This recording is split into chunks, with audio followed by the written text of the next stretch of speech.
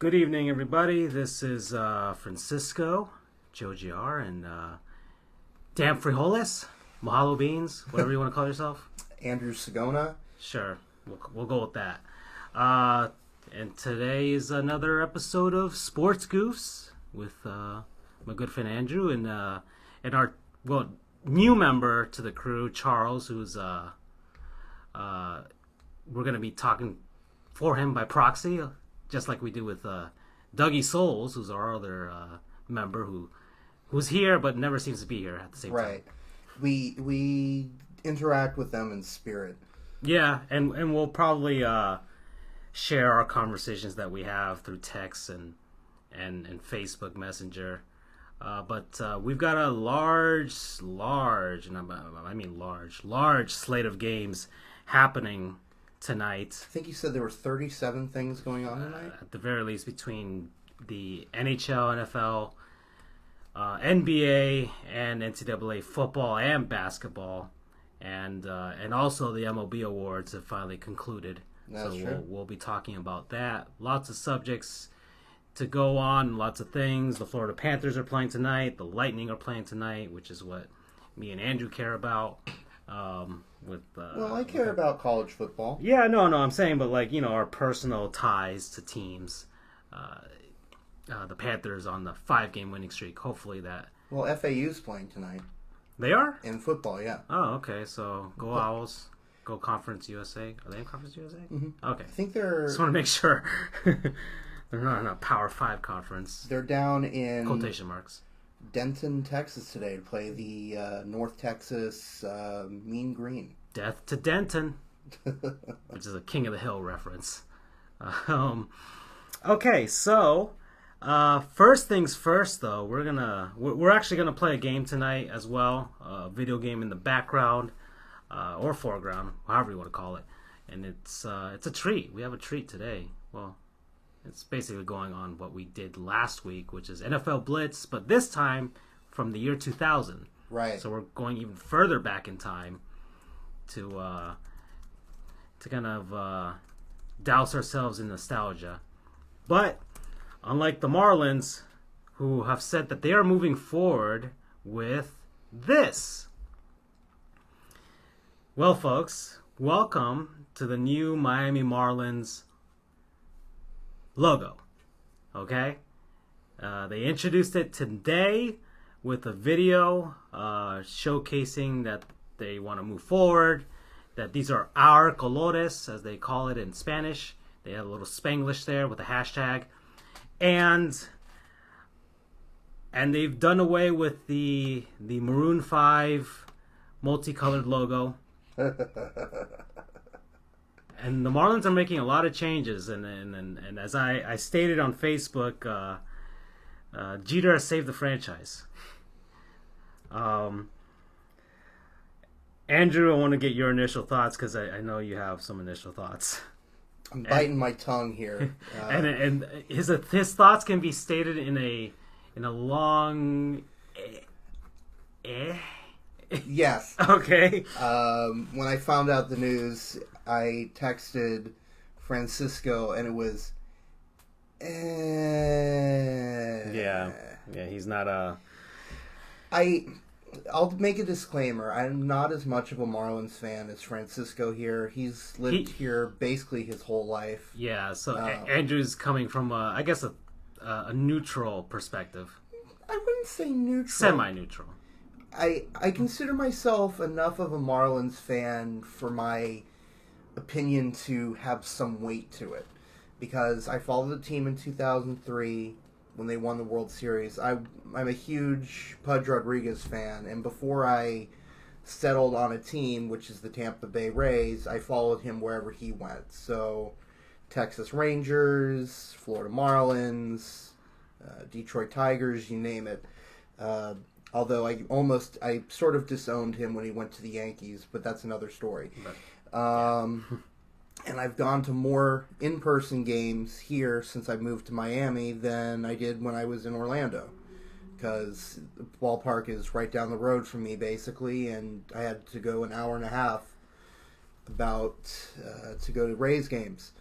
All that being said, They could have done so much better. I will say, this is a huge upgrade. It's a lot better. But they could have done so much better. And the only reason I know that is I saw all of these concept designs by regular Joe Schmoes. And they were so much better than this. Someone just, like, for example, someone described the M, as you'll see on screen right now, they described it as a knockoff of the Milwaukee Brewers M. And if you take a look at it, it is. And these are basically not any sort of colors that the Marlins have ever had before. It's basically blue and red, for all intents and purposes. Well, the official names of the colors are the black is called Midnight Black, which I don't know what. Well, I actually do know what separates it from regular black. It's not pure black if you look at it on the color scale on Photoshop or whatever. Well, the values, the hex values. I'm getting way deep into my associate's degree, my graphic design. Which is funny that they called it Midnight Black, because you know what shade of color the New York Yankees have? Midnight Blue. There it is. So that might be a nod to Derek Jeter, the very, very, very partial owner of the Marlins, his Yankee roots. The blue is called Miami Blue, which is, I guess, okay, generic, whatever. But it is a unique shade of blue. I'll give it that. No other team has that shade. It's not the royal blue that the Cubs and the Dodgers and the Royals and whoever else has, and other sports teams have. So I'll give them that it's a unique shade of blue that kind of toes the line with aqua/teal. The gray is I think it was called like a steel gray, which is very funny because I think they're the second team to use that shade next to the Vegas Golden Knights. That's new. That's unique.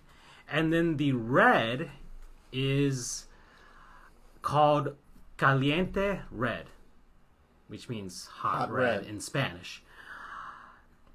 So that's the shade of colors that the Marlins are using. See, there you go. There's his reaction right there. It's a long, exasperated sigh. Okay. I mean, I digress, but I'll just say, go out there, look at some of the concept designs, and this thing leaves a lot to be desired. It is, however, better than what they used to have. I'm glad that they simplified the color scheme a bit, but it leaves a lot to be desired, is how I'll end it, because I could go on for 30 minutes about this. I'm very passionate about my logos. Okay. And you know I am too, so I'll give my real thoughts on this, and then we'll give the thoughts that Doug and Charles gave. Okay. Preface this, I am a Marlins fan. I'm a diehard Marlins fan. My actual name is outside of Marlins Park on a brick with the Maroon 5 logo on it. So I'm hoping Derek Jeter kind of switches it to this one. Maybe puts like a sticker on top of it. I'll put the sticker on top of it for you. Okay, Jeter? Okay, just don't call it vandalism if I do that. Because I got that for my birthday. So please don't do that. And I am a massive fan of the original look because that's what I grew up on. So there's a lot of nostalgia towards it. The 25th anniversary logo was brilliant to me. Just the fact that it had no indications of the now previous look. And look, my room was teal. My room was painted teal when I was a kid. I had Marlins bed sheet covers. Like I'm as diehard as they come. Like 2003, like those are the greatest human beings I've ever known. Like those, you know, that roster of guys, like those are my heroes. Okay, I like this logo.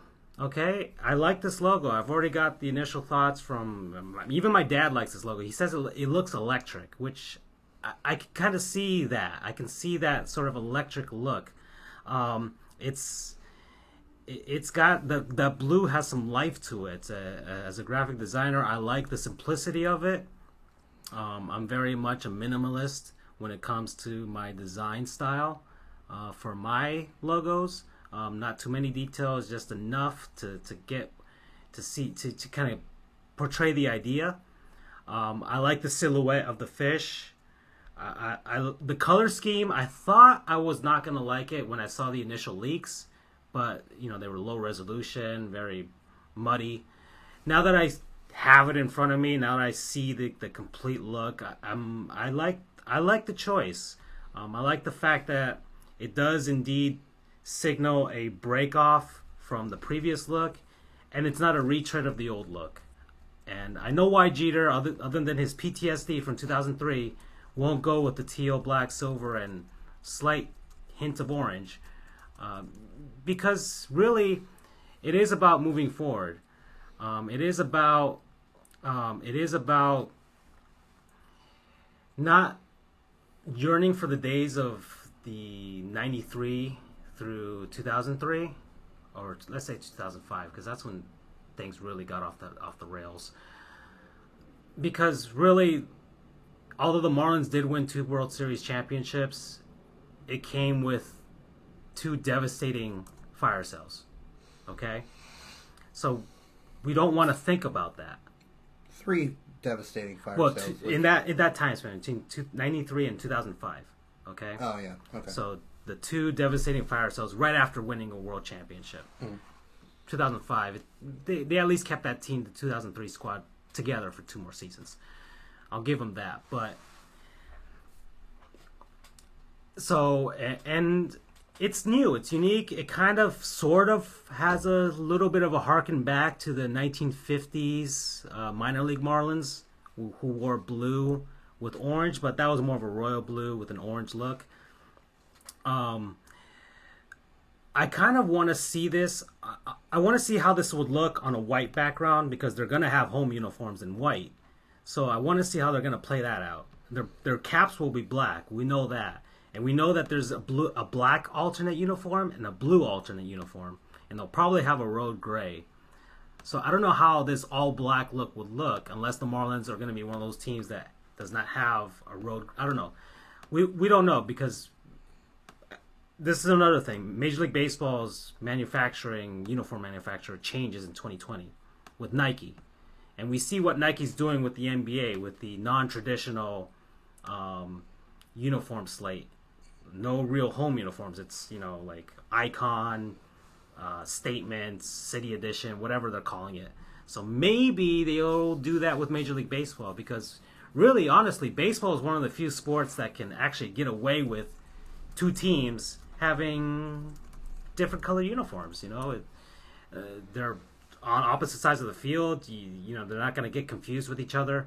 I mean, I think we've actually seen in Major League Baseball a Navy versus a Navy matchup, okay, during the regular season. So the Marlins being black, they basically have been black uniforms on the road for the last since 2012, really. So that.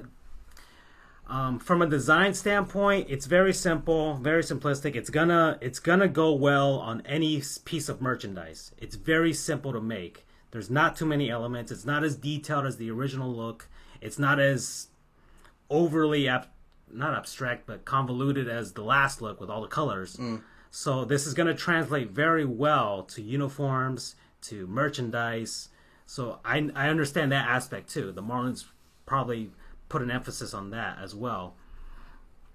I like it. I really don't have anything too negative about it. I kind of wish the Marlin had an eye, but then that would go towards Charles's point that this looks like the Batman the Animated Series logo. If you've seen that logo, it's a silhouette of Batman with the black eye and like a maybe red in the background with the city skyline, and it very much, it's kind of the same sort of minimalist style. So I was like, man, what if they added an eye to it? But if they added a white eye, then we could call it the Batfish, really, because it would look like Batman. Doug was the one who texted me when they released it because I was working and I didn't realize that they released the video for it. He's not sure how he feels about it, especially the Phantom Baseball. He's not sure how he feels about the Phantom Baseball. But he also said that he didn't almost puke like when the Marlins unveiled their last logo. Well, that's what I mean. I'm disappointed, but this is an improvement, and I think it'll grow on me as time goes on. I think, especially when I see it against white and the uniforms. Yeah, this ultimately does come down to how they look on the field. Like when the Panthers had their last rebrand, a lot of people were skeptical about it. I was a massive fan of it because I basically predicted what they were going to do. And you can see the articles about it. I do have receipts. I did predict this look for the Panthers, but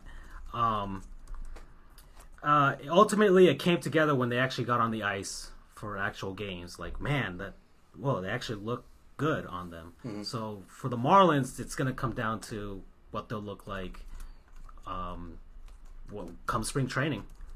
Okay? So, an from Andrew, a Batman the Animated Series from Charles, a not puking from Doug, and I like it from me. I'm sure we'll revisit this in the future, especially when they release the uniforms, but for now, I want to get to a quick question from Modest Mouse. Yes. Over on Twitch. He asked us, any thoughts about the Colts? 3 wins in a row. Too much to be excited about. Well, Captain Andrew Luck is one of the greatest Twitter accounts, honestly, on earth. Anybody who follows who does follow sports, or at least follows the NFL, should follow the Captain Andrew Luck Twitter account because it's absolutely hilarious. When I think about Andrew Luck, I think about how much the Dolphins suck and that they didn't suck for Luck and actually draft him because you would actually be a good team. But the Colts, look, they play in the AFC South, and I've always thought the AFC South is up for grabs like every season. Really, It really is. It's a very volatile division. Yeah, I mean, look at the Jaguars. Look at it. That's your team, actually. That's your NFL team. Yeah. So Andrew is a Jacksonville Jaguars fan, or as Urinating Tree calls them, the Forgotten Lol Cow. Saxonville. Hashtag Saxonville. The Indianapolis Colts, they can win the division. They can win the division. You got Tennessee as well. I mean, they just spanked the New England Patriots, which everyone in the NFL pretty much had a really good time watching that. Yeah. But they play in the AFC South, and they can win that division. As long as if they can win their division matchups, they'll win. They'll win it out. That's basically what it comes down to, and it's that. Because any other division, the AFC East is the Patriots. That's obvious. Mm-hmm. The AFC North. The Steelers, they've kind of put things back together. The West is obviously the Chiefs. That's a no-brainer. At the very least, the Colts will win the wild card. They'll win a wild card spot, And I'm looking at their stats right now. Since I don't follow the NFL that much, but I have enough of a grasp to feel comfortable discussing it. So they're 4-5 right now. So in their third place, they have. It's like I said, head-to-head matchups. Right. If they can get on a roll. I think it really depends. They're doing okay. They're doing better than the Titans in terms of net points. The Titans are plus 17. The Colts are plus 21. Mm-hmm. I think the Colts have a good shot, but I think it's a little bit too early to go ahead and say that it's to be excited. I think you need to get a few more games in, especially against the... They're interdivisional games. Right. Because really, who cares about the other divisions, more or less? If you can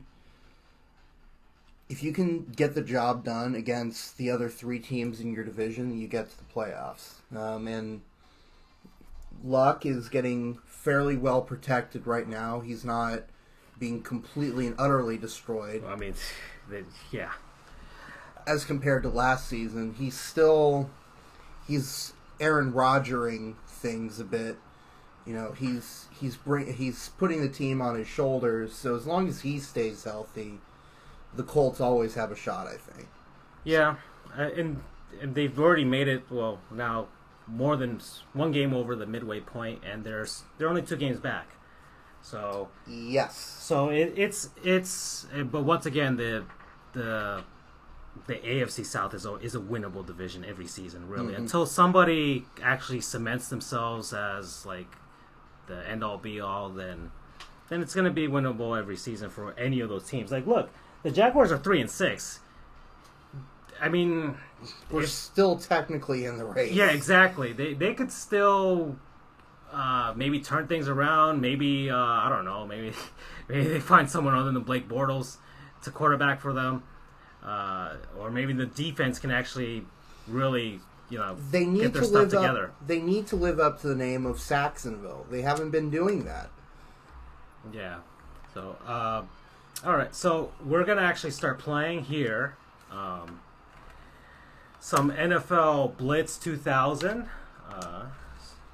We don't have any Rumble packs. Sorry. We played 2001 last week, and we had a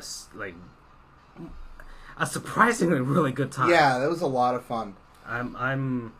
And so I just decided, you know what, we're just gonna play 2000. We'll probably play the previous one before that. Hey yo, what's up, Mikey? Hey, Mikey. Good to see you. Yeah, the Mikey who was he's our research assistant. Yeah, we do love him. We do love him. So speaking of, today's Green Bay versus Seattle. Right. The rematch of the Fail Mary. So actually, I'll play as Green Bay. I have a close tie to Seattle. Oh, that's right. Not just well, first off, my uncle lives there. I've been there once. That's the furthest west I've ever been in my entire life. I've never left the country. But then second, a couple of good friends of mine.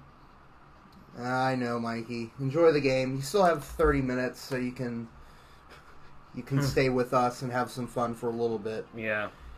Yeah, you can watch our version of Thursday Night Football. But a couple of my friends, Shaquem and Shaquille Griffin, they play for the Seahawks as well, so... Oh, yeah. I have a few ties to that team, so they're kind of like my second team. Speaking of second teams, well, I should get a second team really, because I'm gonna talk a little bit about how terrible. This is our weekly "The Dolphins Are Terrible" segment. Speaking of Green Bay, last week the Miami Dolphins did play against the Packers. Me and Doug. Crap. Me and Doug did comment about the game. Oh, wait, quick timeout. Mikey, I'm pretty sure that Shaquille is starting. Shaquem hasn't. Most of his time has been on special teams. So, who knows? We'll see. Oh, yeah. Go, go, go, go, go, go, go. Go, go, go, go, go. Go, go, go, go, go. Go, go, go, go, go. Go, go, go, go, go, go, go. I'm in there. Thank you. That's basically what the Packers did to the Dolphins. So, The game started at 4:25. I'll just kick the extra point. The game started at 4:25 rather than 1 o'clock. So I texted Doug. Did you forget to put on turbo?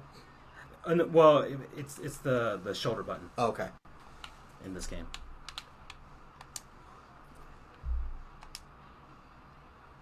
So I texted Doug. I almost got that. Can't the Dolphins play at 1 on Sundays all the time so we can get our disappointment out of the way early? To which Doug responded, they just want the disappointment to last into the week. There we go. Right off. I said, hopefully Rodgers puts up 21 in the first so we can get our rants ready for Monday. And Doug says, I have no doubts. And I'm like, Brock, it's no longer Brocktober. It's Brockvember. That's true. For Brock Osweiler. So the game starts. And... Thank you! No thank you? Wait, what's going on? I think I got... Yeah, I got... You got the ball back?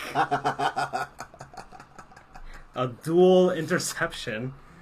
Does it count as an interception if you're intercepting from the team that intercepted? Well, according to NFL Blitz 2000, it does. And... out of bounds. So, the Dolphins had the ball... I think they were in the red zone... And they fumbled. They fumbled the ball.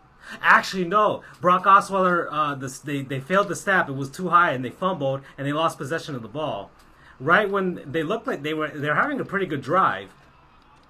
And my dad was sitting next to me, and he literally, he just went to me. He's like, classic Dolphins. And I'm like, I texted that to Doug. And Doug said, I'm unable to watch the game, but I'm sure that phrase will be said multiple times tonight. And so that was the extent of our Dolphins talk that day. But yeah, the Dolphins were terrible. They did lose. The Packers weren't even playing that well. Really. They were just, it was kind of, they didn't need to play that well. It was just kind of like, Rodgers was kind of going through the motion. He didn't play that well. I thought he'd play a lot better because the Packers tend to play down to their competition. Mm. And they kind of sort of did, but Rodgers didn't have to be yes. Okay. They didn't have to be he didn't have to be that awesome. He didn't have to, he could have shot a State Farm commercial during the game for all we cared. So yeah, the Dolphins are terrible, and I'll be saying that. Well, actually, we're on our bye this week, so lucky you. So, but I'm sure they'll find something to screw up during the week. Is it right bumper or left bumper? Right. And why did Brett Favre throw? Okay, Brett Favre just throws. He's a gunslinger. I'm not sure who that is. Modest. Is Zion... Oh, yeah. Zion is that guy at Duke University who is just a freaking monster. I barely follow college. I'll be on college basketball. I barely... Why am I... Yeah! All right! Thank you, Brett Favre. Zion is just this absolute beast of a basketball player right now. And people are... The hype is building. Just like... Modest said that is he on that hype level that LeBron was, and maybe he's probably the most hyped college player that I've seen in a while. That's legitimately not because he's a great college basketball player, but he's like a potentially great NBA player. Like he would have been one of those guys that would have. If the 1 year rule wasn't in, would have just popped straight out of high school. Oh, dang it. And it sucks because he's at Duke, which means, and Florida State fan here, we have to deal with Duke in the ACC, and obviously, you know, Mike Krzyzewski, and they're always a national championship. Did I just tack you with my legs? I might have. My buddy told me that he'd be the second heaviest NBA player in the NBA right now. He's just massive. He's just like... I don't know anything about this guy. You have to watch the highlights. He's gonna be... he'll probably he'll go straight to the draft, but you have to watch the highlights from it, especially this dunk that he made. Like I don't know how he made it to the basket. People don't know how. He's just huge, man. It's 285 pounds. Get him. I am sucking right now. That is a huge person. That's a linebacker. But he's athletic. He's actually... Somebody said on radio, he's like the size of a defensive back. That's what I was saying. He's like a linebacker, basically. So... He didn't play football in high school because his school didn't have it. And we're all blessed for it, then. Yeah. Touchdown. I'm in fuego. So yeah, he's possibly like... I don't know where I'm going. Oh, I almost pulled that off. Wait, he got a scholarship offer from LSU even though he didn't play football? Dang. They'll coach him up, dude. You know. You can't coach size, as they always say. And that would have been fun if he did go to LSU, because that's where Shaq went.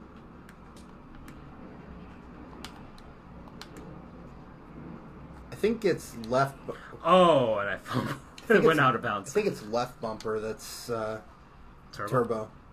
I've been pressing right, and I feel like he's going faster for some reason. I don't know. Maybe it's different on your controller. Ah, Brett Favre. Gosh darn it. Nick White would be so disappointed. No, he wouldn't. He loves you. In a very, very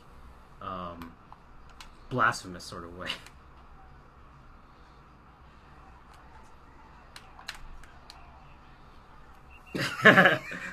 Actually, I think the tackles are better in this one. Overall athlete to join the NBA since LeBron. Just a matter of whether or not he'll be around LeBron's stock when he joins the NBA as a basketball player. Ah, crap. I forgot. No puns. Oh, well. Whatever. We'll punt.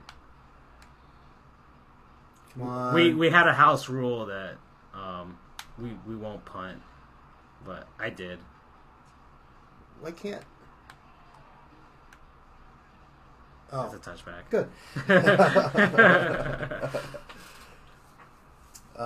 It looks like they didn't want to miss his athleticism and sought to have him as a tight end. That's fair. But I'm glad he didn't play football. Sheesh. I don't want him getting a concussion and kind of like or getting a super serious injury, ruining his career. Oh, thank you. It's kind of like UCF and Taco Fall with basketball. Very unproven commodity because he'd only been playing for a couple of years, but the dude is 7'6".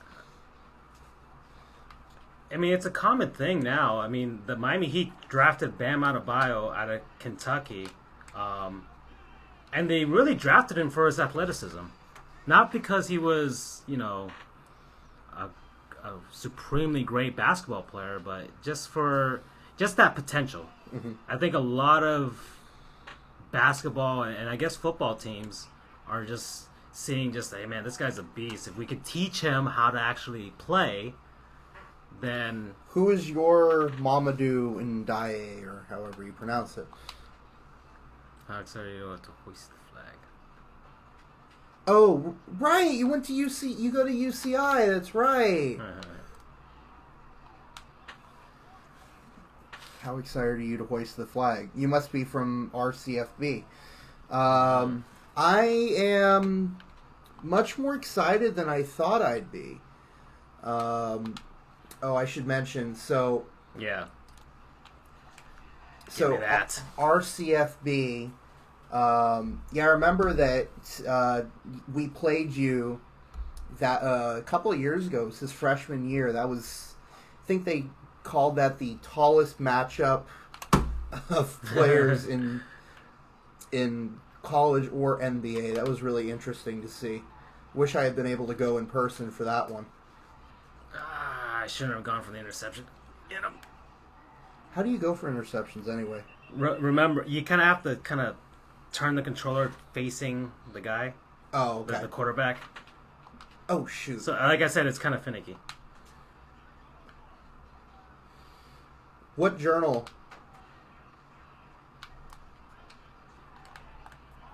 Thank you. That is true, though. Mamadou and Taco missed the opening tip-off. Speaking of, actually, hold on. Let me.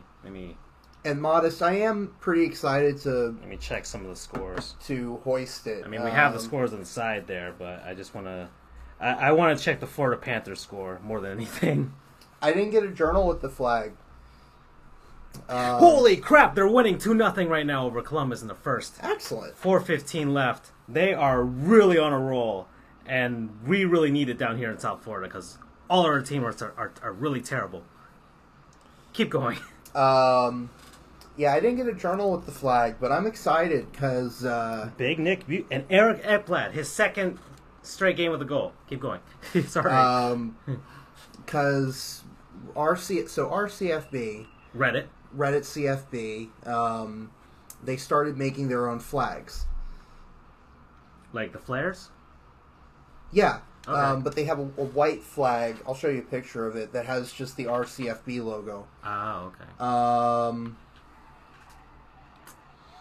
And for a couple of weeks now, they've been bringing it to game day. It's been traveling kind of like Old Crimson. Oh, that's cool. So I get it this week. Really? And you have to basically show up so people can see it? Exactly.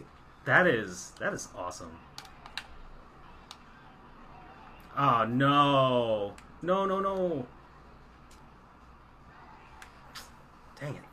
I'll check when I get home, but I don't remember seeing a journal, I'll be honest. It's finally loading. Okay, so... but anyway, yeah, I'm excited to do it because RCFB is over 400,000 strong, and I'm... That's going to be... Actually, crap. Well, if I had cable television, I don't have cable television, I would look out for you. So... You know, I'm excited because I love RCFB. It means a lot to me. I've had a lot of fun being a part of the community. So being able to give back a little bit and make us known a little bit more on national TV, especially with such a special occasion for me personally, because this is our first time on national TV like this on game day. Okay. Damn, you actually connected. So I'm excited to do it, and I will contact them tonight because I didn't even know a journal was supposed to be with it, and one didn't show up at the flag if I recall correctly. No! Woo! Alright, so another thing that happened was the conclusion of the Major League Baseball awards for the 2018 season. Now that we're at halftime here, we can actually kind of sit down and look at it. Well, they just recently crowned the MVPs, so we can start with those. As a Marlins fan, I am sad because Christian Yelich is the National League MVP. So that means that you had an MVP on your team. We had the 2017 MVP, and we traded him away to New York, the Yankees. And you had the 2018. And we had the 2018 one that we traded to Milwaukee. Even, he wanted out. But, all right, we'll press pause. He wanted out, and... now he's in very much greener pastures in Milwaukee. So I'm really happy for Christian Yelich. He's a really cool dude. He really did work hard. he always had that potential to be a really great player. Like, people saw it in Miami, but I guess being part of the Marlins organization, he just kind of, I guess, couldn't put it together completely until he went to a much better situation. Probably boosted his morale like crazy, and look, the Brewers almost made the World Series. Yeah. So, really happy for Christian Yelich. Mookie Betts caps off a really great season for him. Yeah. When I found out, I jokingly said, "What a surprise!" That was, dude, just tore it apart this year. Yeah, it was unbelievable. And it's funny though, when I first heard the name, I kept thinking, "How old is this guy?" Because I remember the name Mookie. But Mookie Wilson, who played back in the 80s, I think, for the Mets. Yeah, so I kept getting them confused for some reason. Preston but Wilson's I am uncle, I think, or something like that. But I'm definitely not confused about them anymore. No. What a year. Yeah. The NL and the managers of the year, Bob Melvin with the A's. They moneyballed their way to the playoffs again. Mm-hmm. But they didn't win the World Series. They still haven't. But Billy Beane basically said that Moneyball just works in the regular season and doesn't help them in the playoffs. That's true. And really, the playoffs are for most teams is a toss-up. Yeah. Unless you're in the NBA, which we know the Warriors are just going to win. That's funny. Well, sort of unrelated, but Mikey was talking about the OKC Thunder. Oh, basically the Marlins' problem was that you had that fantastic outfield and they broke it up, and now the Thunder had KD, Harden, and Westbrook on the same team. Yep. And had to break it up, and failed to sign all of them, and now they're playing catch up really. And manager of the year, who was it for the NL was the Braves manager, right? Yeah. So, I feel like the Braves won their division by default. The Phillies kind of fell apart at the end. The Mets never materialized. The Marlins were the Marlins. Mm-hmm. And the Washington Nationals disappointed everyone and became, what they've always been, just a very disappointing team. Right. But no, but I think what's scary is that this is just the beginning for the Braves. Like, this might start another string of, division championships that they're just going to win and win and win. Unless the Phillies can give them something, and maybe the Marlins. Somebody said this, and about the Marlins, this may be the perfect time for them to actually rebuild. Because, let's say the rebuild takes 5 years. This is kind of the window for the Braves right now, and maybe the Phillies. The Marlins might be coming into their own at the tail end of that championship window, which means the Marlins could have a shot at being the top dog in the division going forward after that. But it's just a what if. It depends on how they draft. I mean, I'm going to give Jeter some time. He absolutely just obliterated what was left of the team the last season. He's literally doing it to the stadium. That is true. There's renovations going on right now. Which, by the way, I very much like. Someone called it generic, but I don't know. I like it over the home run sculpture. The monstrosity, as I call it. Thank you. Okay, so the Cy Young Awards, you're very happy. Yeah, Blake Snellzilla, Blake Snell, a.k.a. Snellzilla, very much deserved it, and he got it. He was snubbed in the All-Star game initially, but eventually got it because the guy got injured, and he gets the last laugh here because he gets the Cy Young. And then over in the NL, Jacob deGrom. finally proving that wins and losses don't really matter anymore. Really, when it comes to evaluating a pitcher. Yeah. Because he truly didn't, like his stats, if you ignore the wins and losses, it's like, wow, dear Lord. He deserved it. He absolutely deserved it. It's basically, I don't know, kind of like when Roy Halladay won those Cy Youngs when he was in Toronto. I mean, the Blue Jays weren't that great of a team, yet, he was winning them. But he was getting wins a lot. He was getting a ton of wins as well. Mm-hmm. But this is like a case where, like, it didn't matter. Thank you, Brett Favre.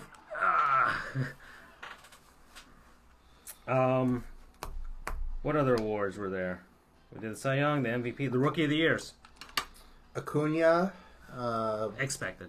Yep. Even though, Marlins had a pretty good rookie this season with Anderson.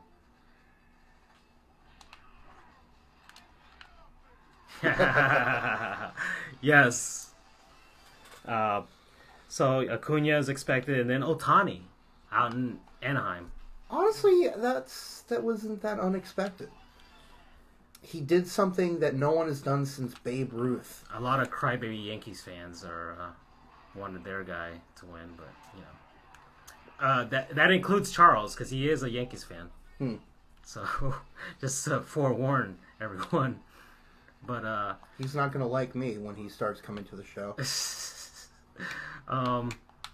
But yeah, I can't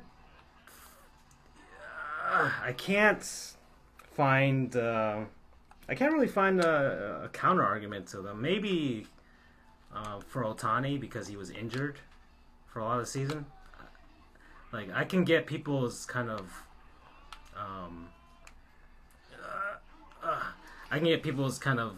objections to that. I don't know how on earth you're making catches. I can't. I have no idea, dude. I'm playing the same game you are. Hey, what's up, Clone Trooper? AJ. A fellow Andrew. Greetings.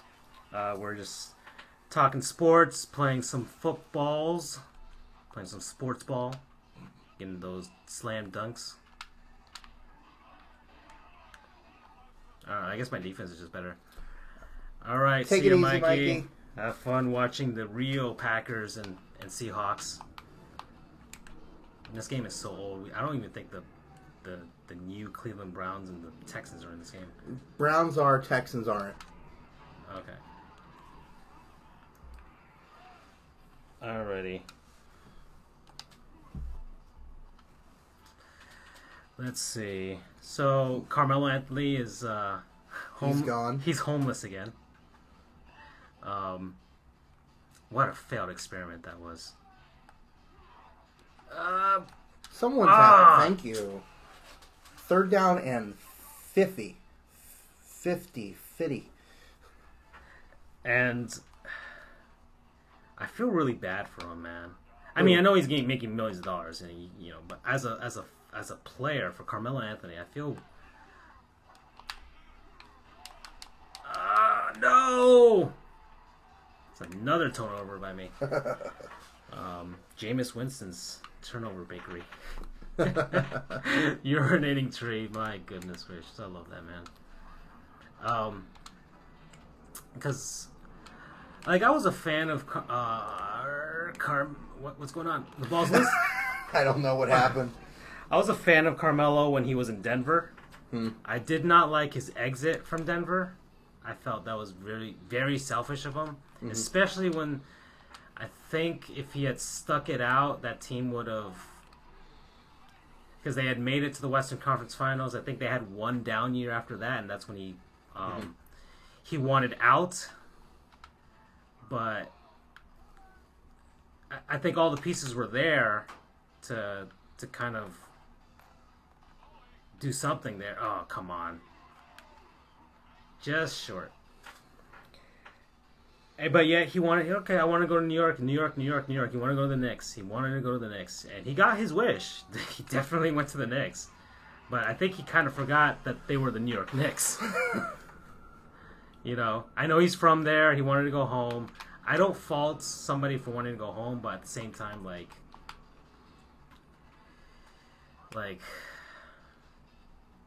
just it. He's gonna make the Hall of Fame. He's going to. He's gonna be remembered fondly, but at the same time, he's gonna be remembered for not winning anything, unless he goes to the Warriors this season or something, or he accepts a bench role on a up and coming team that, you know, if the Warriors break up. But other than that, it's another safety. That's your second. Other than that, I don't see Carmelo, you know. I don't see a good ending to his career. No. So it's kind of sad. Like, at least Dwayne Wade is having his farewell tour. Yeah. For Carmelo, I don't know. Where is he gonna? He can't. Can he go back to Denver? I don't know. I don't even know. Would they? Maybe they would accept him there and be like a, you know, like a homecoming type of thing. But he left on really bad terms. Mm-hmm. So, Allen Iverson went back to Philly. Mm-hmm. That happened, but I don't know if Carmelo can go back to Denver. And then the Nuggets are having a pretty good start to the season already.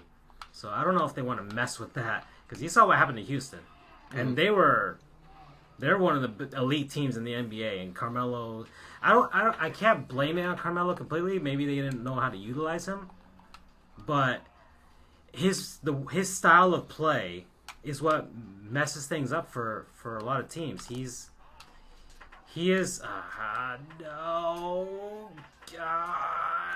Yeah! Oh! Just got in there. All right. Comeback time. But the ball literally does stick to him. He is very much a ball hog, if you will. Oh, you saw that? Oh, nice. 74 yards. I love the bowling pin sound effect that they played there.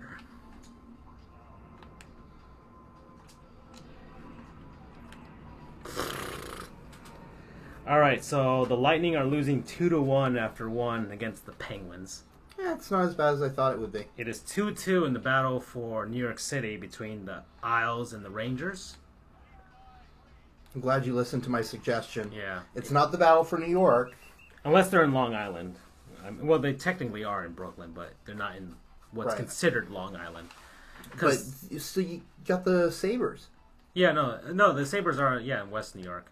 But I'm saying that because I don't know if you know this or you remember this, but the Islanders are playing a few games out in Nassau this season. So I don't know if this is one of those games. It would be nice if it was. You know, I'm just gonna go.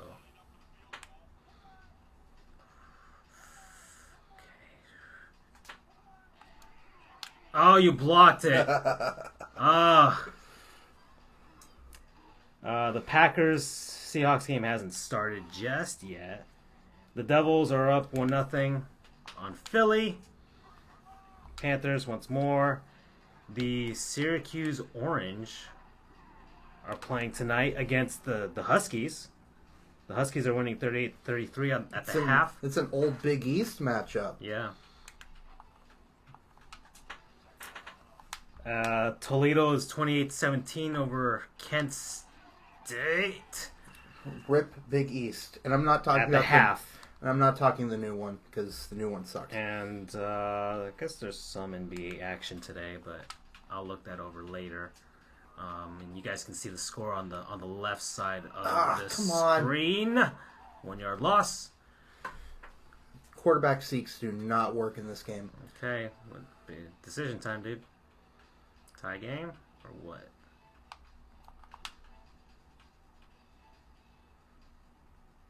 I guess. Alrighty.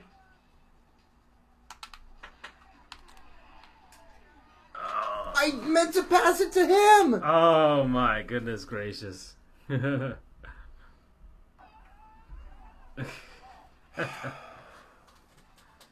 Okay, so I get the ball. All right, so that's Carmelo. There's the other big thing happening in the NBA. There you go, Senor Favre. Oh, that's another turnover. I'd be winning by a lot more if I didn't give up the ball. Jimmy Butler is finally out of Minnesota. Mm-hmm.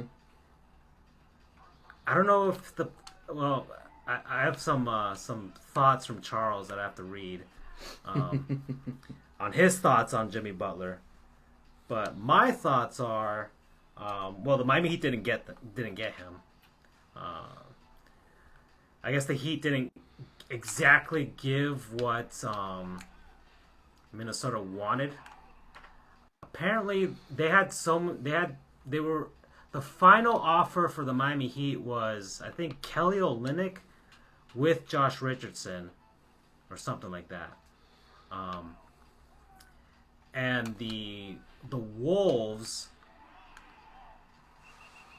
added one more thing to the negotiation. That was $5 million in cash. And apparently for the Miami Heat, that was it. They broke off all talks after that. They were not going to give up. I think at that point, I don't know if it was that they weren't willing to. I almost intercepted that.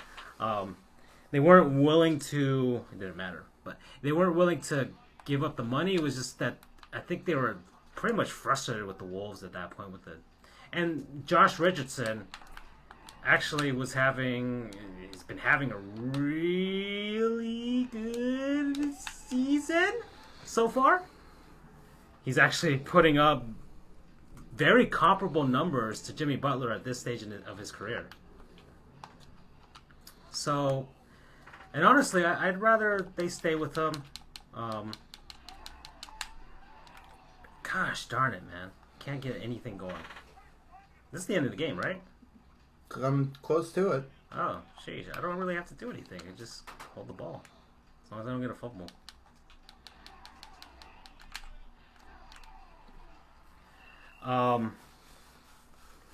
If I get a touchdown, that's it. But I'd rather the Heat develop their whatever they have. I know they have terrible contracts, and that sucks. And that's it. Okay. I know they have terrible contracts, and that sucks, but I think we kind of just have to deal with them. We just kind of have to live with the fact that we have James Johnson on the books. We have Tyler Johnson, of all people, on the books. We have... it doesn't matter, does it? Make it a nice, clean 30.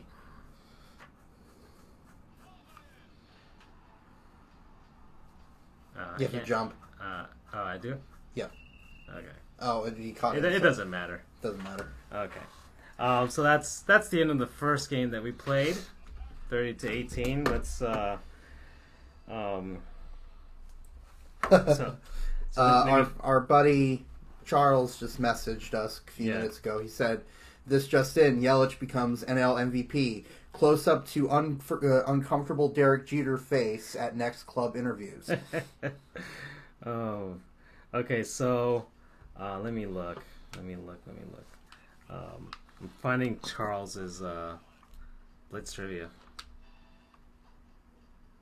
I have no idea. Okay. Oh. Okay. I fail NFL trivia. Okay, so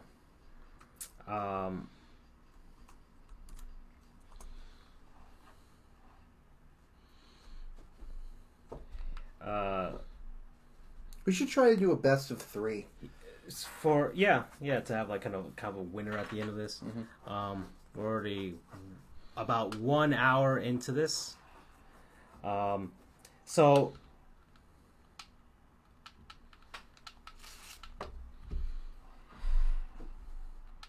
he thinks that the Heat are better off. Charles thinks that the Heat are better off without Jimmy Butler for Josh Richardson, and in 1 year, many contracts come off their books.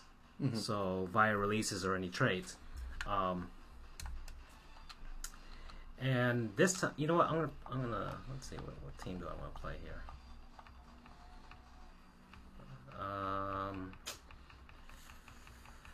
Who? Well, I guess since Modest was discussing the Colts earlier, I'll play as them. And oh my goodness, they suck.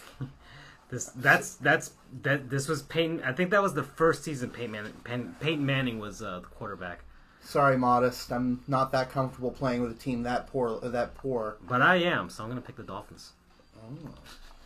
Well, in that case, I'll pick the a rematch of our Dolphins Jaguars. Yep. Okay, so so many of the contracts come off the book. That's basically the same thing. Plus, Jimmy isn't exactly going to age well with Tibbs miles. That's what I think, because Tom Thibodeau runs his players into the ground. And to him, Jimmy seems like kind of a B word to Charles, who he thinks he's bigger than what he is. I think maybe he's 15th best player in the NBA, I would say. He's a really great defender, but he thinks that that's funny. He thinks that he won't mesh well with Embiid and Simmons in that lineup out in Philly. It's funny because he went from one team with like really young players and things like that he thought were slacking off to another team, which I don't know if they're slacking off, but it's basically a young up and coming team. So he went from one to the other. Whereas if he had come to Miami, which it wasn't his choice, but if he had come to Miami, he would have the Heat culture, a team that has veteran presence and things like that. So he would have his buddy Dwayne Wade from when Wade was out in Chicago. They were buddies, which is partly why Jimmy Butler is very much hard on younger players or players that slack off. He really expects a lot from them. But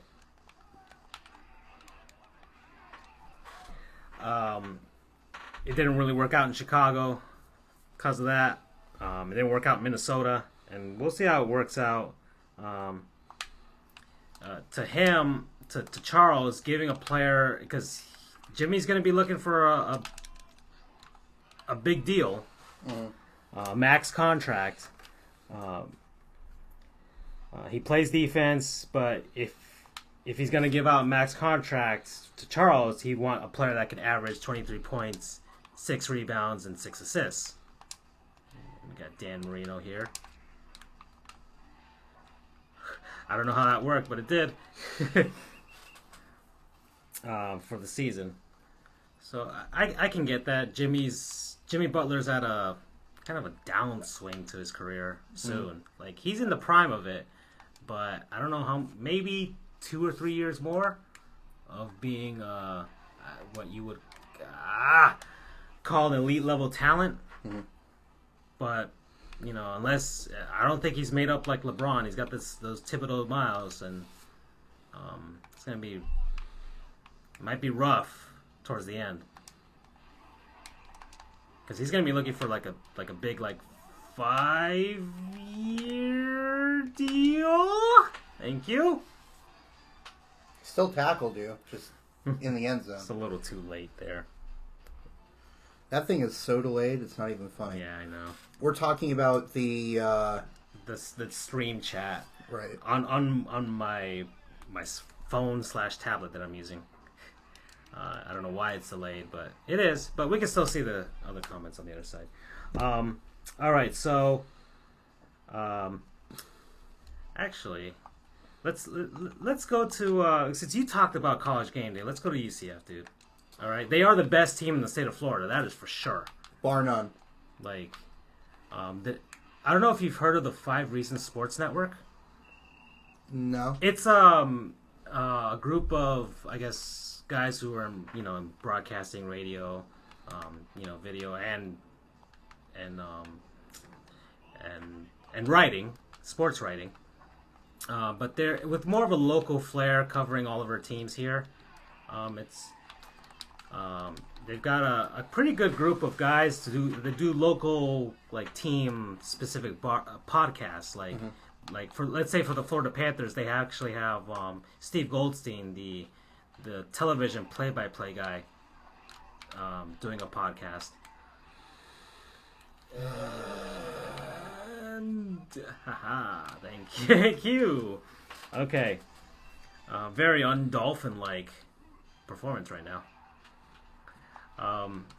Get the extra point. So, the 5 Reasons Sports Network, and they actually had a segment, and maybe I should send you the link to it, talking about why UCF, especially these last few years, has been able to build up their program while the University of Miami, the Hurricanes, which, rival for my school, Florida State, but which they haven't been able to kind of put it together. Mm-hmm. Especially this season, where they had all the high expectations of being a top 10 team. They had national championship aspirations, actually. And now it's like they might not even make a bowl game. And yet you got, out in Orlando, UCF, quietly, in a sense, as I use air quotes, quietly and I guess like Rodney Dangerfield, a little disrespected in a way, building up their program. So this is College Game Day. There it is. This is huge. I mean, I was discussing this earlier that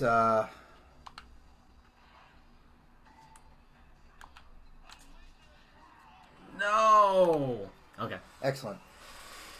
I've only been a UCF fan for 8 years, and that was my freshman year there.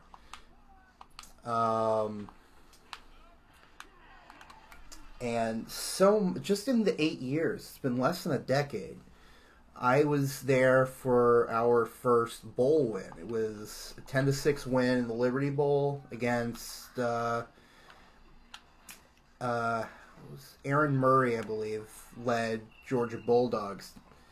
And now, 8 years later, less than 8 years later, because that was New Year's Eve, less than 8 years later, we've got the 8 p.m. time slot on ABC. We've got Game Day.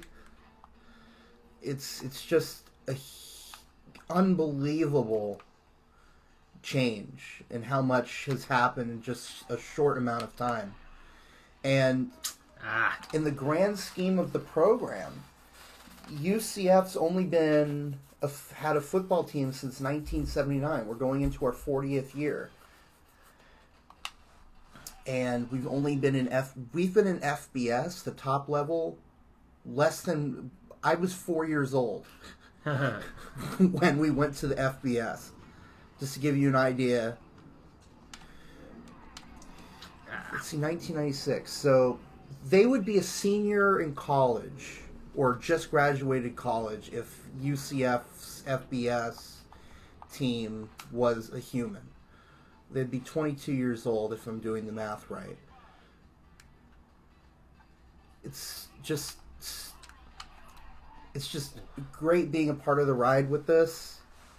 I'm not a big bandwagoning person. I try to get onto a team and stick with it. But I mean, for you, you went to the school, so it's right. Not bandwagoning.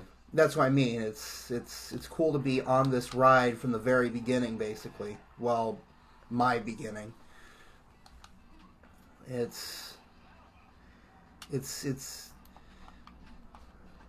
I was not missing this game for the world. Absolutely not. This is huge. I know I'm kind of repeating myself, but this is just such a big moment in UCF history, and I'm excited to be there. I'm excited to see it happening. Again. Especially, this is a team that 3 seasons ago went 0-12. We went 0-12. Yeah, maybe even the Hurricanes were that bad. you know, under Al Golden. And you're going to score that. Alrighty. I guess me talking about UCF is turning me into an amazing player. I've got the UCF mojo in me. Yeah. And believe me, that sucked that year. I remember I went to a bar in Brickell for an alumni watch party. Brickell is the quote-unquote downtown of Miami. Yeah, more trendy downtown area. But yeah. And I saw that loss to FIU, and I was just, this is terrible. Because back then, FIU was not a good football team. They're better now. Yeah. But then, when it really started to hit me was, I was watching Atlanta Rhythm section at Magic City Casino, because they were in town. My mom's a huge fan of them. Thank you. And we lost to the Furman Paladins of the FCS. And it was at that point I knew that this was not going to be a good season. So... kind of how I feel about Florida State this season. Really. 36-year... I don't even know who they're playing anymore. 36... I know we faced the Gators at the end, that's all. 36-year bowl streak on the line. We were 4 years old as a program when you started your bowl streak. Yeah. Even though people say technically we shouldn't have gone in last year. That is true. But regardless, we're just not going to, you know. I'm not going to get into semantics here. Are you kidding me? Right on the sideline. So, I'm excited. Honestly, I don't really care about the bowl games unless they're the really big bowls, you know, the ones that you win championships under. Mm-hmm. That's what Florida State should think about. Well, right now you should be thinking about being bowl eligible. It doesn't matter to me anymore, man. We're just gonna play at the. I don't know. No, I'm not gonna make fun of whatever city because I went to El Paso, and you know what? I'll go to the Sun Bowl because El Paso is a really nice city. Okay, and that trophy is pretty cool. Sun Bowl is one of the older stadiums in college football. Really? If I remember correctly, it's in spite of the fact that UTEP is a fairly young team. Oh, Dan! The Sun Bowl is a pretty old stadium. Okay, come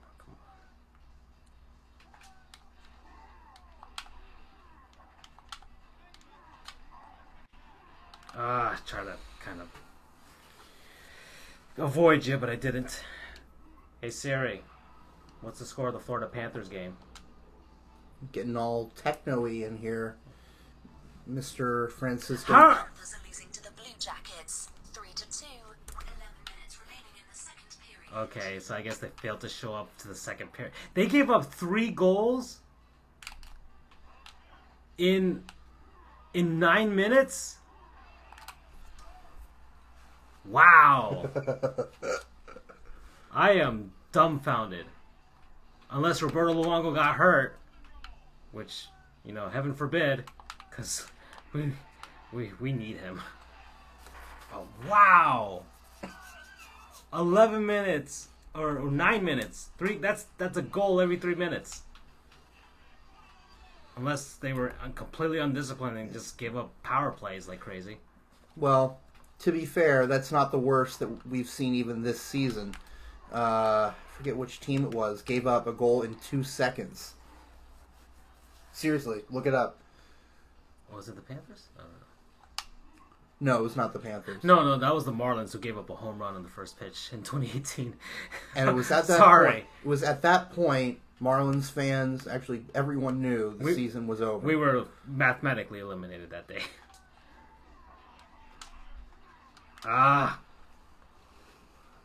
Yeah, that was interesting to see. Oh my gosh. Oh boy. So Panthers are not doing so well right now, unfortunately. All right, come on, Dan.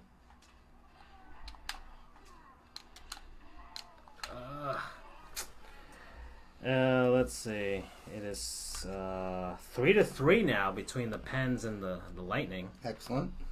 The Ooh, we had a reversed goal in the battle for New York City. Really? The Senators and the Red Wings are playing in the NHL version of the Tank Bowl.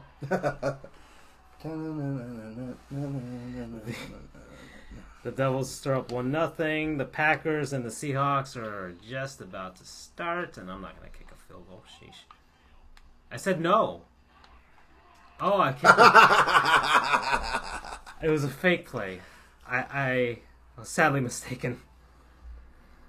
Kinetic. Ooh, what is okay? They kind of switched the scores up on me. The Lightning up 4-3 just scored. Who? Bolts. No, but who? Like who on the Bolts? Oh, it doesn't sell me that much. Oh, okay. I just have a ticker going on Discord. Oh, okay. The Huskies are still up on my phone actually might tell me. On the orange. Yanni Gord. The Houston Cougars are up 6-0 on the Tulane. Green Wave. Yes. That should be interesting. Toledo is still spanking Kent State. What's the score now? 42-17. So maybe I should put that game back on. Why? I don't know. I like to see blowouts. Really? Yeah, it's fun. Like you're just like how oh no. How much more embarrassed can the other team get? Basically. Why? Okay. I only like blowouts when my team is on the good end of it. Same here. You know.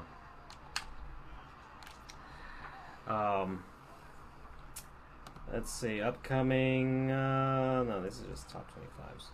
I don't want that. I want other games.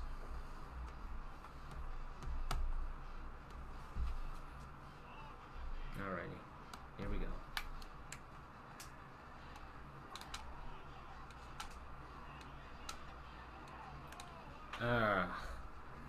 Yeah, I can't get any big plays going. Okay. Starting to work on my defense a little bit.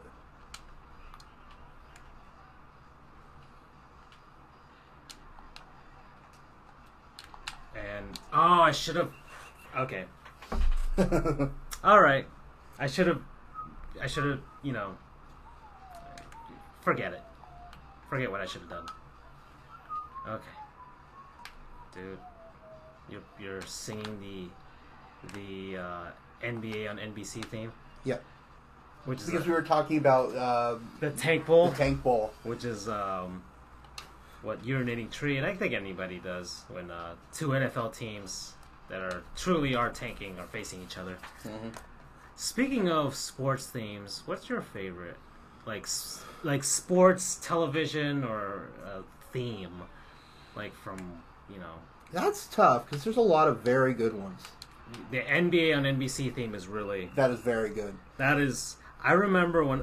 I remember the 1998 NBA Finals, Jordan's last one. Toledo just scored another touchdown. Jordan's last one. I watched that series, and... And just the epicness of the theme, just... Mm-hmm. It sucks that I'm sure if NBC got the NBA... They'd use it again. They have to. My personal favorite, and the only reason I say this is because, I'm just going to say it, no conditions. It's the ESPN on NHL. The NHL on ESPN theme.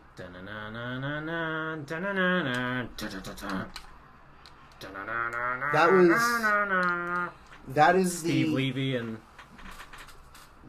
Gary Thorne. Yeah. That is the song of my childhood. Okay. And I'm exaggerating that very little.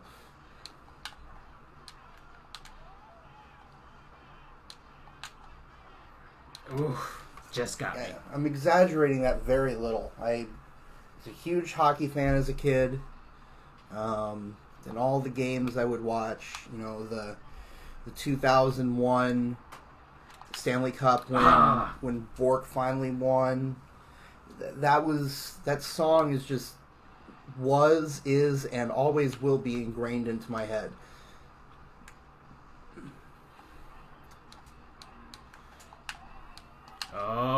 Oh, I pulled it off. Not bad. And Doc Emmerich's a great announcer, but I would be as giddy as a little kid if Gary Thorne and ESPN were to come back. Yeah. I mean, they came back, well, the World Cup of Hockey, they at least have that license. But you won't see it for 4 years, The other thing is, I never really had cable growing up, so it was the ABC stuff that I would see. And they don't even do Monday Night Football on ABC anymore. Nope, it's on ESPN. I think it's been like more than 10 years now or something like that. I don't know. Close to. The you know what theme I really like that's current right now? The NBA on TNT theme. It's not too bad. I don't know. It seems like it's a little more epic than it should be for a basketball thing, but then again, the NBA and NBC one is pretty epic. But I actually do like it. I especially like their graphics. I think it's the graphics that kind of sell me too. Yeah. It's the theme paired with graphics. I kind of, especially that era, the Miami Heat with LeBron, the 4 years. That man, their themes, their graphics with there we go. Their graphics paired with that theme, because they would have these highlights of the cities, wherever they were, and it was pretty cool. You know what I really like is ESPN's graphics for the NBA, because they have the 3D logos. Yeah, like the logos in 3D. Like that's pretty cool. I wish they would do that for all the other leagues, like to see what the, what the NHL logos would look like in 3D. What the MLB logos, like the Cardinals, you'd see the birds on the bat, in all 3D and stuff. The Dolphins, you'd see inside of a dumpster, that'd be fun. Crap. I like ESPN U's, the U's that they had with the. That's cool. That's cool. That is really fun to see. They have one for each team. Like in teams, you wouldn't even expect them to actually make a graphic for them. They did it. Yep. I mean, that's their one and only job is college. So you'd figure that they'd take a little bit of time. But at least they put in some, you could tell someone took the time. That's a lot of love. Some of them were just basically carbon copies of each other. Well, I mean, you have so many tigers and so many bulldogs. Like UCF, Rutgers, all of them basically have the same. Oh no! Come on, baby! Really? Yeah! Nice ninja work there, Fred Taylor.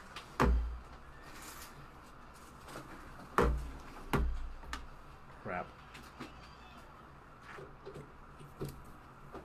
Nice ninja work, dude.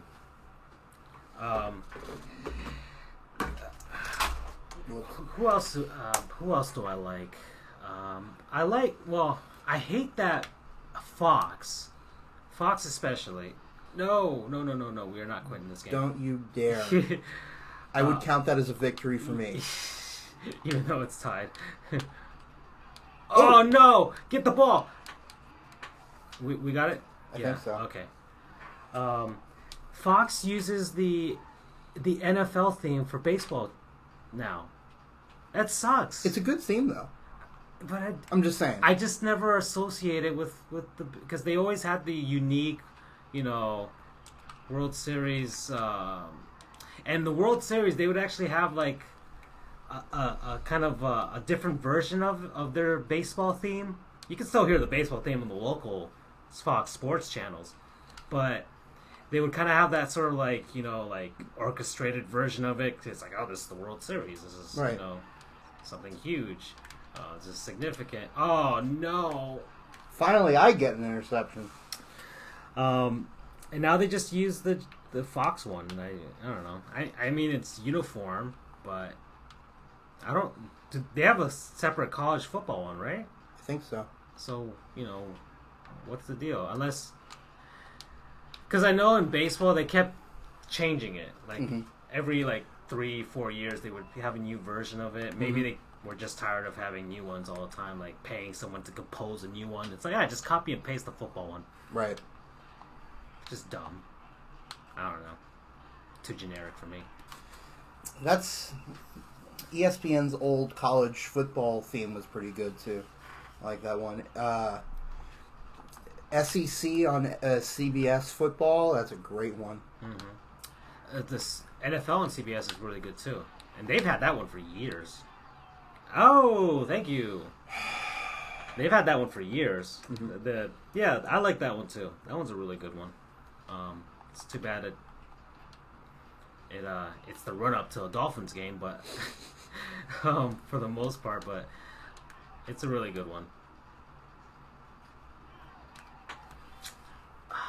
I don't know. MLB on TBS isn't really that good. I've never really liked it.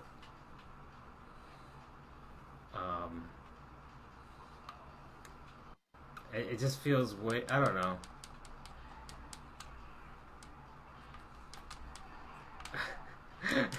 I did not mean to do that at all. But I have the ball right there with 48 seconds left. Just got to be smart about it and not fumble.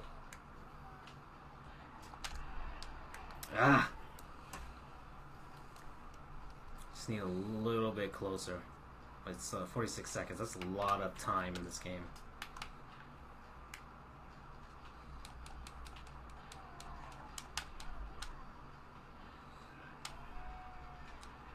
Oh, no! I thought you tackled me into it.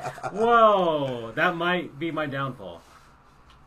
Unless I can waltz it in.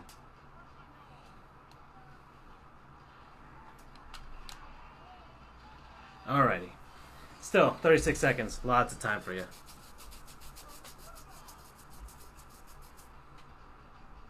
We're just going to keep it safe.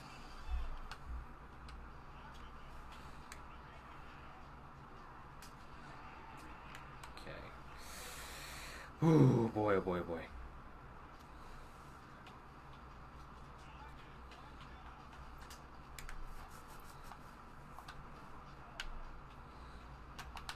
You know what's funny? I don't know what they're doing with Monday Night Football, with their graphics. Because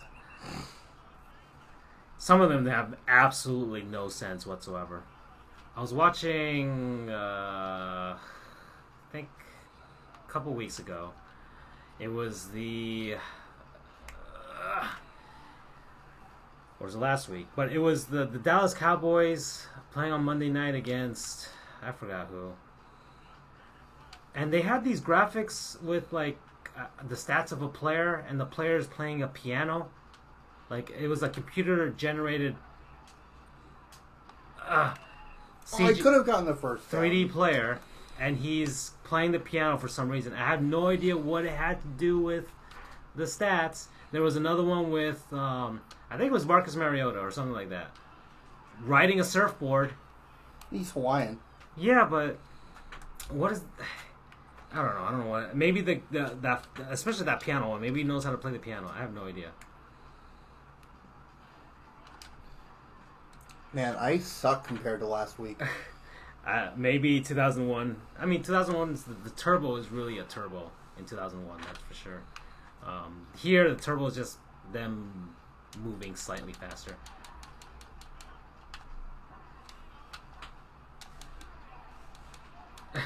Okay, 2 seconds left. You can get a safety, and I can just kind of end this game like that. Alrighty. Well, we should play a third anyway, I think. Yeah, I kind of got the sweep in a sense. Yeah. I'd like to see if I can put at least one win on the board tonight. Yeah, we have another. Well, actually, this is a good time for us to talk about a word from our non-sponsors. Exactly. This is we have a new segment starting this evening. We're trying segments now. I have no idea what this answer is. Who is the Redskins' all-time leader in career points? Okay, we still give it. That's the second one we got wrong. Man, that is a terrifying CG Packers player there. He doesn't even look human. Oh, the glory days of the late 90s. All right, so you start first. Who is your non-sponsor Okay, of the week? since we're not getting paid by anybody, but I do want to put a lot of praise to the people who make the Power Air Fryer. Okay? If you don't know what the Power Air Fryer is, I'm about to tell you because it has changed my cooking career. Now, I'm not a chef, but I do like cooking on the side as a hobby. And I think you pressed whatever without me, dude. I'm playing without you. Can I pop into the game? Oh, let's see. Well, anyways, I'll talk about the Power Air Fryer. Okay? So, imagine the greatest invention of all time. No. But imagine it's a big, giant... I mean, you can get them in different colors now. They have them in all sorts of colors. There's a teal one. I might get that one. Because... You could cook a frickin' like a small turkey, but you can cook a turkey in it. Like they're big. They're big enough for it. It cooks the food using air, so thus the air part, and the frying isn't technically frying in the traditional sense where you get a bunch of oil and you deep fry stuff. No, and it's much healthier because of it. It uses there's a heating element coil like on inside of it, and it's blowing hot air onto the food, so it's cooking the food, and it's cooking the food, and controllers. There we go. It's cooking the food, and because there's no oil, there's less grease. So it's just much healthier. Like cooking fries on it is fantastic. You can bake with it now. You can actually bake like cake and everything with it. You can I've made so many inventions because of it now. I actually made you remember the Taco Bell potato burritos? No. Okay, so it was basically a burrito but with like cheese and potatoes inside of it. And maybe some meat, I guess bits of bacon or whatever. Actually, because I'm going to play as those terrible Indianapolis Colts, because this has a rookie Peyton Manning in it. Hopefully I'll finally get a shot to win here. And so I'm like, man, I'd love to eat that from Taco Bell, but that would require me to eat at Taco Bell, which I do like Taco Bell, but I don't exactly want to eat there all the time. It's kind of a sacrifice, if you will. Okay.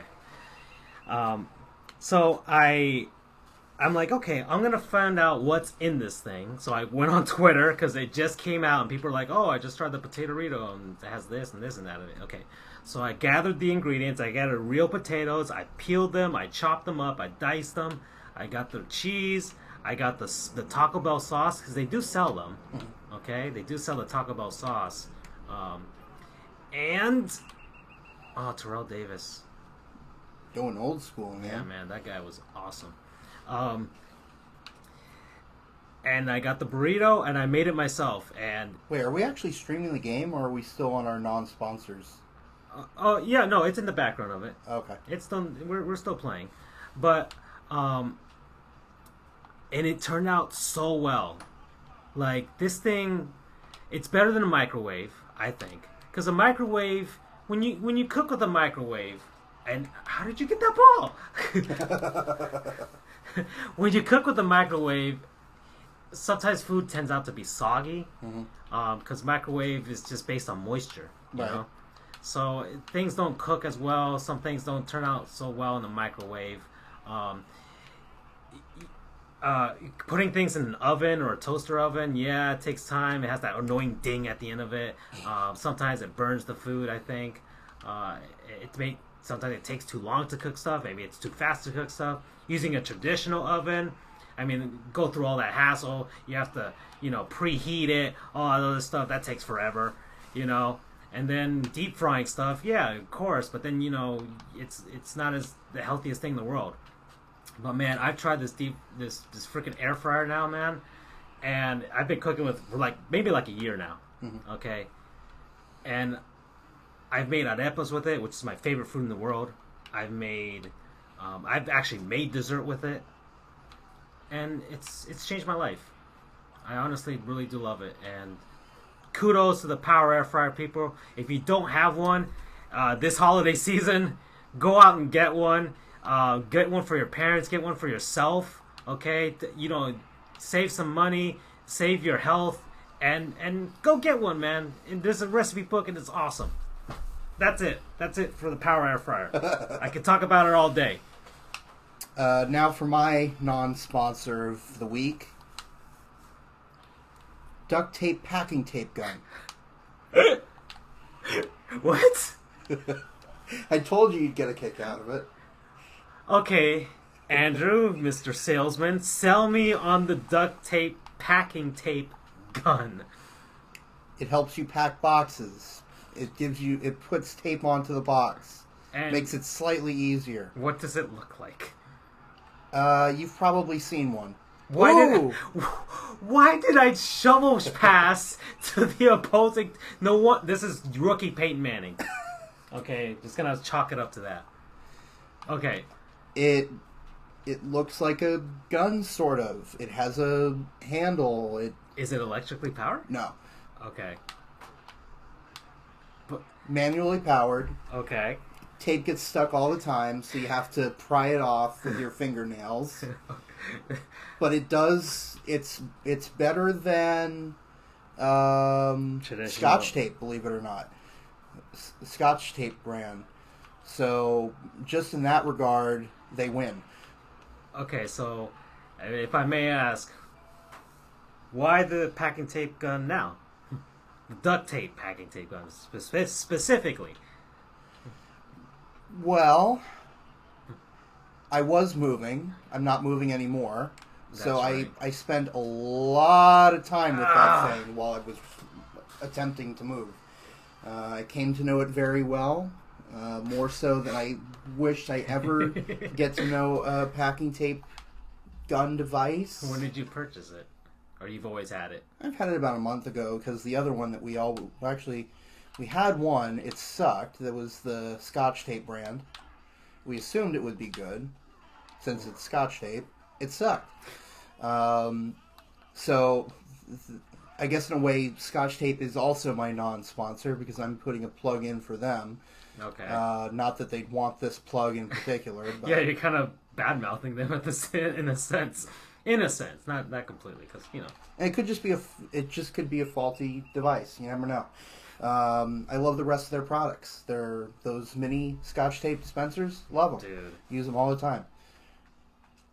So yeah, that's. You know what I used to do when I was a kid. This has something to do with tape. Okay. Okay, so we're gonna go on a tape rant or a tape tangent here. Just as long as it doesn't involve people turning into cows in Green Bay, I'm fine with that. I'll find those old comics and I will post them on here so you guys can see how either deceptively funny or horrible those things were. But this is a callback to last week when I admitted to Andrew that I used to draw comic books of me and my friends and my classmates in high school. To which I questioned his sanity, I'll be honest. Yeah, so...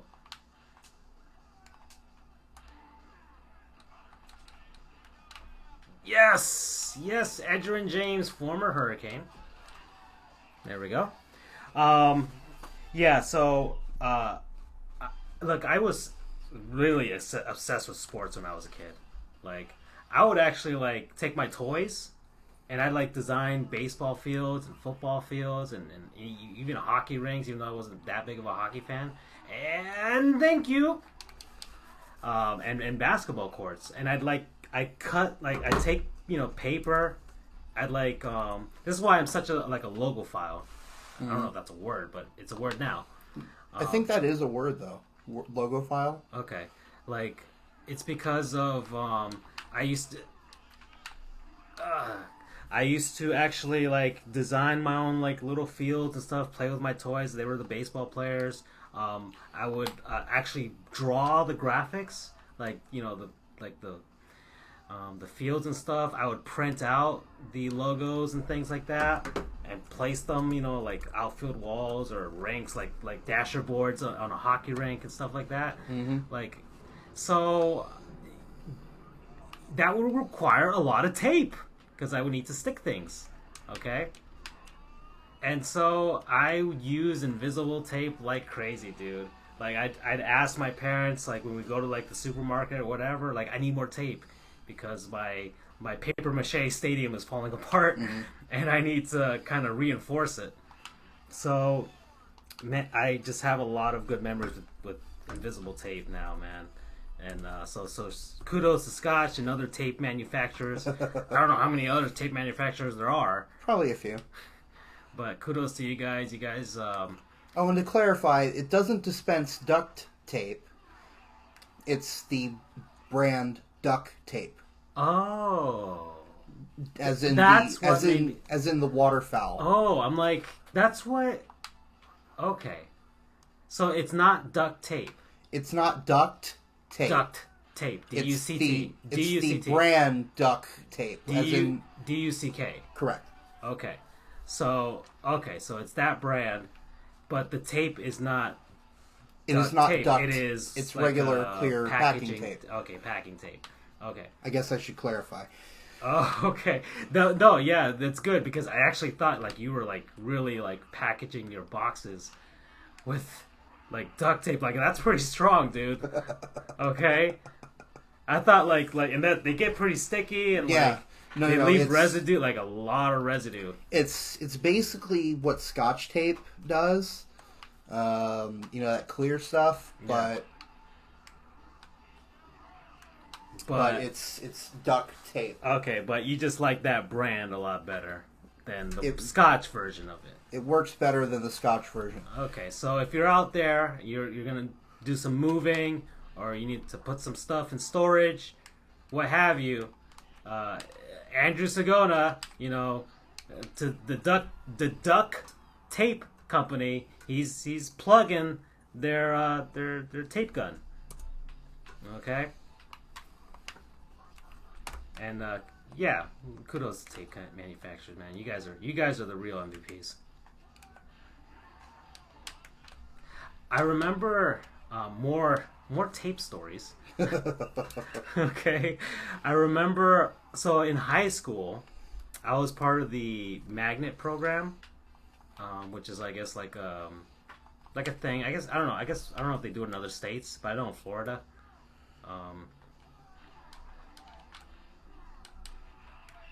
No gain.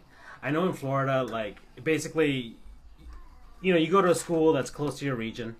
It's all regional. But some schools had like special like academic programs where you could like if you were a kid that wanted to go to that program, you could bypass the regional thing and just go to that school. Right. Okay. So I went to Palm Beach Gardens High School and they had a TV and film program, and that's perfect for me. So I did that. So senior year, we took a trip to New York City.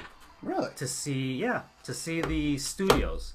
I was on the Montel Williams show, not as a guest, but I actually won $200 from Montel Williams. Really? Yeah, because he had like a trivia question and I answered it right. So I appeared on TV. That was not my first time on national TV. Really? I was on Nickelodeon my freshman year of the program. I was on Slime Time Live.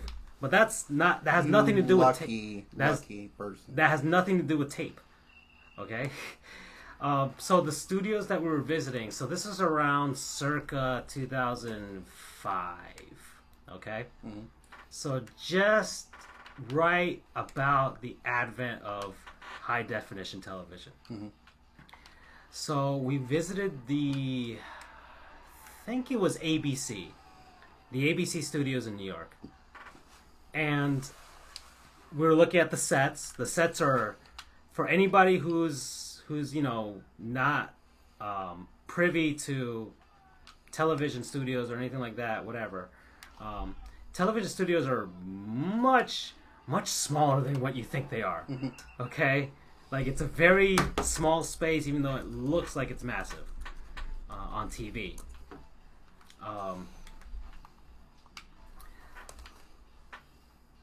So we're walking around and we're looking, and like the sets had like what looked like metal, like silver, like okay, maybe it's made out of aluminum or something like that, but no, it was duct tape.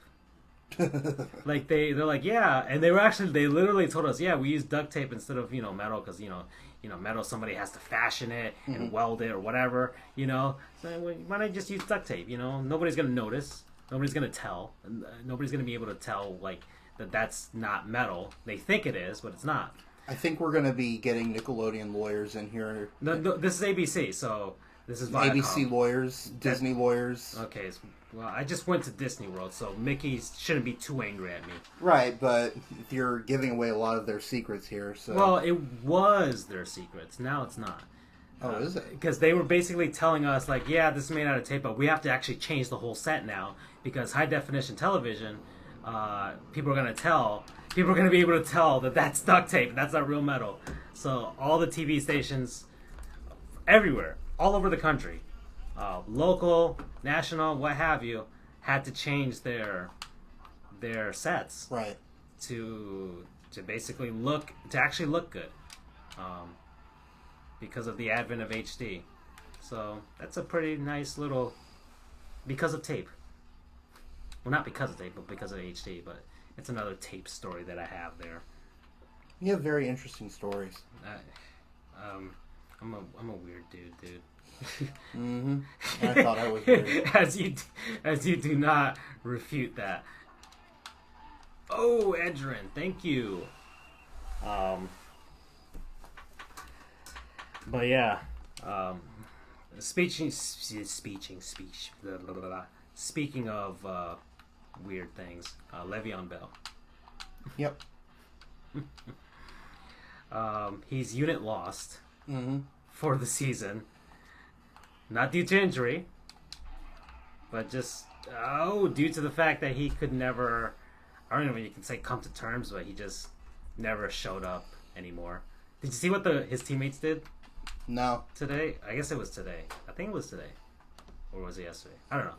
Well, when he made the announcement that he's just not gonna play for the Steelers, he's not coming back. Right.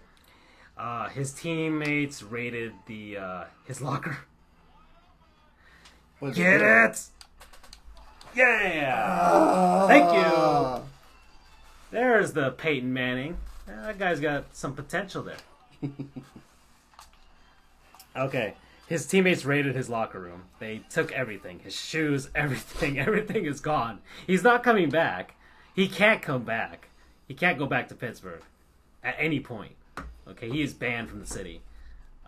Unless he goes to a team that plays them, which would be very interesting if he did next season. Especially if he was interdivisional or something like that. If somebody was willing to pay him that money. With guaranteed, but mind you, that was the whole point about this. Was he wanted guaranteed money. Now, well, he'll get it next year, maybe. Maybe. I don't think many teams want a prima donna like that.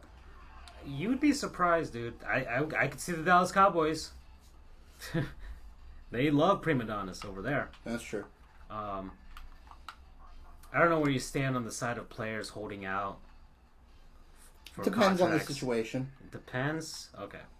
I mean, with Le'Veon, I kind of see both sides. I guess we kind of were taught to look at both sides in the sense, because we both went to law school. Yep.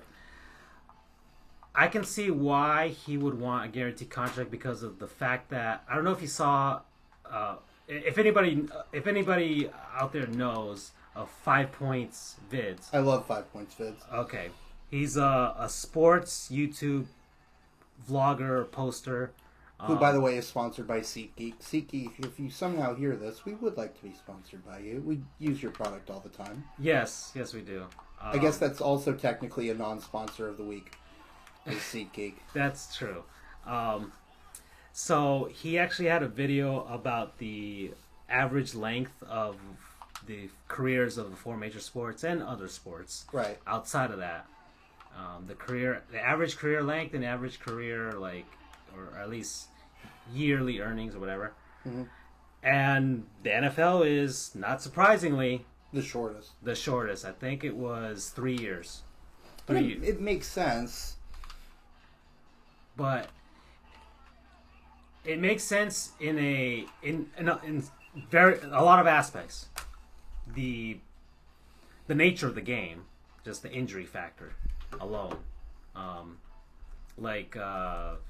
Freaking Des Bryant, it looks like his Achilles is all torn up. It might be a career ender. Yep. Okay. So players don't last very long. There's a lot of flash in the pan type of players. Mm-hmm. If you start to suck, teams can just cut you, and that's it. You're done. Mm-hmm. Unless you can go to the CFL or the Arena Football League, or at least what's left of the Arena Football League, because there's maybe 3 teams left now. And that's it. You could have a career-ending injury, and that money in your contract, they're not going to pay it. So I can see that from Le'Veon Bell's perspective. I want to plan the future of me and my family. I want that money. They're being paid so much that he should have enough to be okay, anyways. But a lot of NFL players are not. Because think about it, all that sacrifice they make just for 3 seasons, and there we go, Marvin, pew pew pew, pistols Harrison there. So I see it from his perspective, but then you have the other perspective of the team. Okay, we learned in law school there's contracts, right? Mm-hmm. You have an obligation to serve your contract, do this and that. It's kind of weird in the NFL. People hold out and stuff, but at the same time, you do promise that you're going to do this thing. So it's kind of a disappointment to your teammates. Okay, we can push aside the ownership and stuff, but your teammates, I'm sure they raided his locker and all that stuff. It affects their teammates because maybe some of the teammates agreed with him, and that might divide the locker room a little bit. Mm-hmm. Maybe other teammates just don't agree with him, and they're glad he finally basically just said yes or no. Ben Roethlisberger, up to the point where Bell actually made the final decision, he was still trying to convince him to go. Hey, I hope you'll come back, all this stuff, and yet nothing. So I kind of feel bad in that sense for the teammates, because you have this player that could really help your team, because the Steelers are rolling anyways without him. But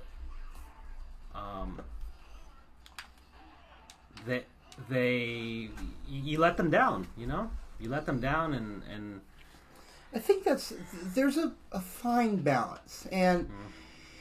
I think part of the issue is if he was just holding out, that's one thing. Okay. But he kept saying, "Oh, I'm coming back. I'm coming back." Stringing them along.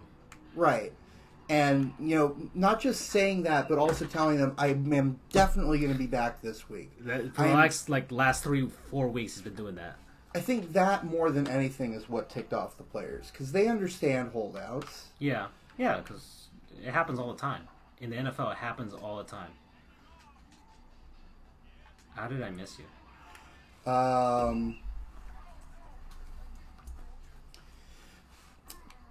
Yeah, the stringing along. I think that ultimately was what did him in. He didn't endear anybody because of that. He had his little excursions to our neck of the woods down here. Mm-hmm. And those rap songs he was putting out did not endear him to many people. Which I could see why he wants the guaranteed money. Because his rap career is not going to get him the money in the future. Thank you for throwing me forward. Yeah, I gave you 3 yards there. And like as Urinating Tree would point out a lot, like he pointed out, he was willing to risk injury playing pickup basketball, but not for money, which I understand. Everyone, it's fun to play pickup basketball with friends or whatever, but it's like I mean, who am I to judge? She's the dude making the money and stuff, but I think he just went about this fairly. Yeah, he could have gone about it better. Yeah, at least get people on his side. Mm-hmm. You know, he looks kind of like, oh, he's a spoiled whatever exactly player that doesn't care. Because I think a lot of people understand that your career is short. Even if you have a long career, it's still short. You still have. Let's assume you have a long career like Tom Brady, and you let's say 45, and that's insanely long. You still got a good another, best case scenario, 45 years of life in you. Right. It's like, so half of your life is done. You still have a long time to live. So you gotta, and you're probably not going to go out and get another job at wherever. So you got to sustain yourself for the remainder of your life. So most money can make the better. Yeah. No, and nobody. I don't fault. Neither do I. Just he really did, like I keep saying, he did not endear himself to his cause. And it's good. Wow. Thank you. I have to stop you now, but it's good. Yeah, no, he didn't endear anybody. He might be able to cause. actually win a game here. Unbelievable. And the one that technically doesn't count. Yeah. The Panthers and Blue Jackets are 3-3 starting the third period, so the Panthers at least tied it up. Maybe they got their act together. Ooh. The Ottawa's winning 2-1 over Detroit. Minnesota's still 2-0 over Vancouver. How's the Bolts game? 4-3 in the intermission, second intermission. Who's winning? The Bolts. Excellent. And the Devils are still up 1-0 on Philly in the third. And I tackled the wrong guy. And there's Shannon Sharp. Ugh. Man. The Islanders are up 5-3 on the Rangers out in Long Island, let's say.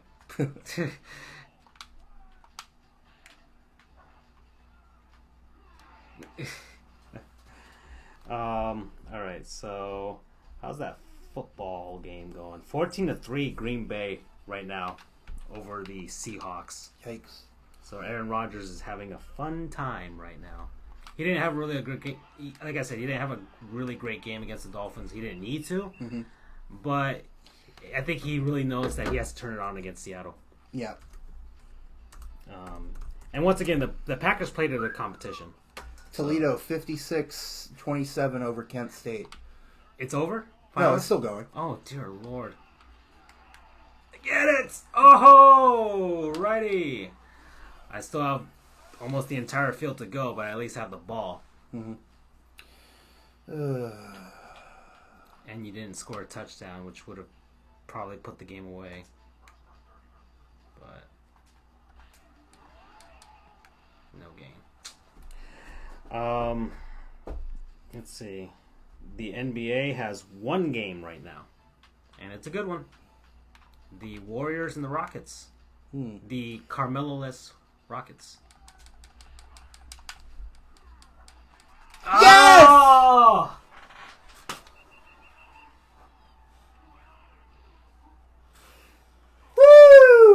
I think that cemented it. unless I can get the ball back. If I can get a turnover here, I still have a shot. Mm-hmm. Still plenty of time. 41-33, the Rockets right now in the tail end of the second quarter against the Warriors. So maybe not having Carmelo is actually helping. And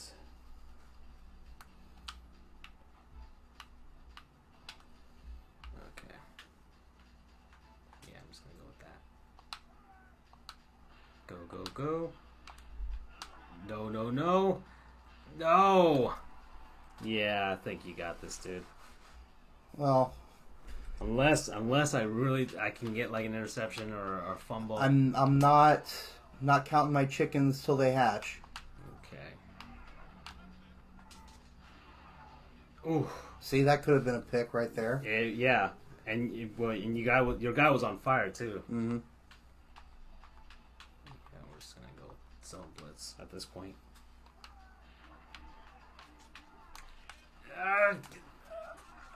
That's it. That will just about seal it there. And it looks like it's about sealed between the Huskies and the Orange. 83-74, 8 seconds. Yeah, that game's over. So not too bad there. The Huskies are unranked right now. Yeah. No, you're not gonna embarrass me that much, right? You're not gonna embarrass. Okay, I see what you did there. Figured I'd give it a shot, make it an even 45. Okay, let's see.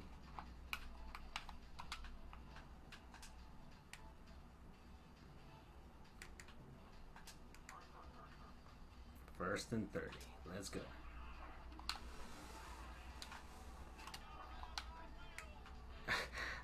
Okay, that guy was like literally sliding without moving across the. Gotta love that PlayStation, Nintendo 64, Sega Saturn era physics. I think if it was a realistic game, they would have tightened it up a little bit, but this is. There we go. I'm gonna have to go for 2 here. Not necessarily. No, it makes no sense. Why? If I go for 2, it'll be if I convert it, I'll be 39-43, right? Right, but you still can't just kick a field goal. I know, but I can still have the ball and still have a shot. True.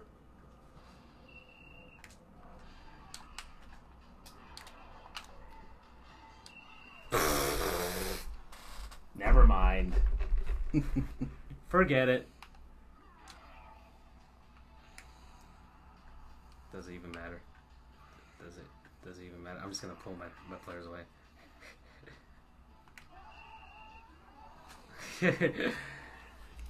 Oh boy. Let's see. I'm trying to find weird college basketball team names right now. Did that last week. I know, but I want to see if there's more. Oh, this is a fun one. Go on. The Mississippi Valley State Delta Devils. Ooh. That's a fun name. And they look like they have a fun logo. Oh, that would have been fun. That would have been a nice way to cap things off. Let's see. Just one last run through of these weird college basketball team names. I can't find any. The San Diego Toreros. That's a nice one. The UC Irvine Anteaters. Mikey's school. Yep. Let's see. And some games that are over. The Presbyterian Blue Hose. Mm-hmm. And I always like the Boilermakers. That's a good name. The Western Kentucky Hilltoppers. Yep. The Central Michigan Chippewas. Mm-hmm. Chippewa, by the way, is a Native American tribe. Ah, okay. Okay, so I can't say it's weird. The Delaware Fightin' Blue Hens. Mm-hmm. And the Furman Paladins. We lost to them in 2015. That's the only reason I know them. Oh, okay, so that's the team. And their logo isn't even that impressive, dear Lord. It's a diamond with a P in it. It's or an F, yeah. And that's it. Okay, so I think we're done here, everyone. Thank you for watching, listening, viewing on the 40,000 different networks that we're on. We had some good participation from some folks. We introduced a new member to the crew. Doug is out there working his butt off. Charles is doing something, and so we'll try and see if we can do this next week. We're trying to make we might have a different day for it, but we'll try and do a weekly thing. We're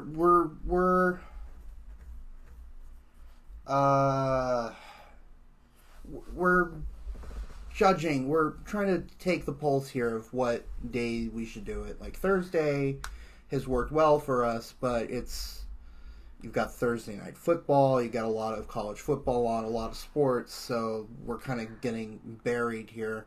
So we're doing some experimentation over the next couple of weeks to see if we can come up with a good day. If you have any suggestions, feel free to let us know. Like, what's a good day for you, and we'll try to accommodate as many people as possible because we do actually want this to become a thing.